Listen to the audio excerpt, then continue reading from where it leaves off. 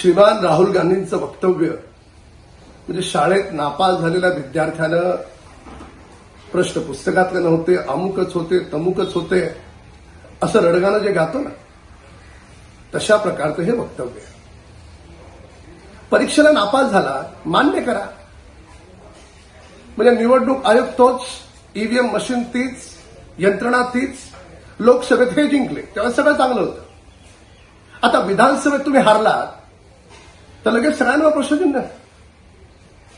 कमाल आहे. म्हणजे ढोल यांनी दोन्ही बाजूनी वाजवायचा. आणि जर तुमच्याकडे काही पुरावे असतील, कुणी अडवले तुम्हाला, जा न्यायपालिकेत. का जात नाही?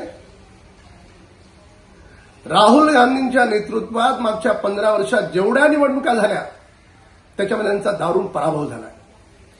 सोबतचे दिग्गज नेते का काँग्रेस पक्षाला सोडून गेले याचं आत्मचिंतन करा. अशा प्रकारची विधानं हा अप्रत्यक्षपणे संविधानाचा अपमान आहे.